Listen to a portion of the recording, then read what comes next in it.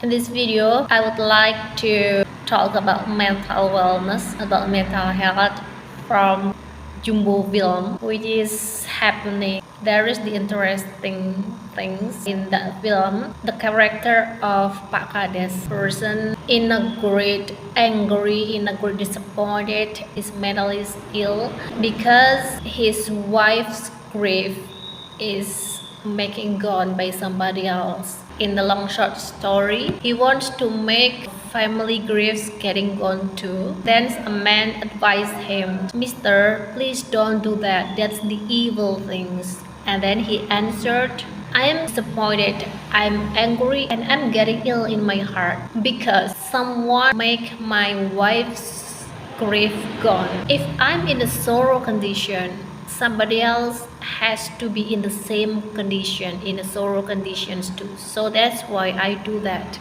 From that story, actually, it relates in our daily life. Actually, as a mom, sometimes we get the information about Mrs. A, for example. Somebody else talked worse about Mr. A. We know that. When we are in angry, in a broken heart, or in a disappointed condition, we are going to do the same thing with Pak Kades. We will send the information about the bad side of Mrs. A to Mrs. A with the intention, I'm sorrow in this life, so Mrs. A has to feel the same thing. Let's contemplate from that. Maybe we ever in that condition. We are ever in the condition of Mrs. A getting inconvenient in our heart because somebody else sent the message about the bad news. Someone else talk about us. Maybe we are in not well mental state. We need to heal our wound, our heartbroken, our mental illness because somebody else in the bad mental health do the bad things to the other persons. Hikmah atau pelajaran tentang kesehatan mental dari film Jumbo yang akhir-akhir ini lagi in. Ada karakter Pak Kades di sana yang singkat cerita Pak Kades itu ingin memusnahkan sebuah makam keluarga karena ingin menjual tanahnya.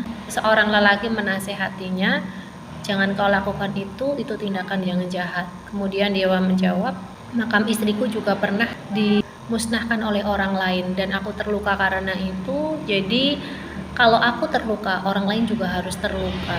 Dari situ kita bisa belajar di kehidupan sehari-hari kita sebagai seorang ibu, sebagai seorang perempuan. Bisa jadi kita pernah di posisi itu. Misalkan kita punya teman yang bernama Ibu A. Seseorang membicarakan keburukan Ibu A. Lantas kita menyampaikan kejelekan yang disampaikan orang lain itu terhadap Ibu A. Kenapa begitu? Karena ketika kita merasa marah di dalam diri kita nggak nyaman, kita sakit hati, secara nggak sadar tuh kita pengen orang lain juga sama nggak nyamannya dengan kita, sama terlukanya dengan kita. Makanya kita menyampaikan berita itu.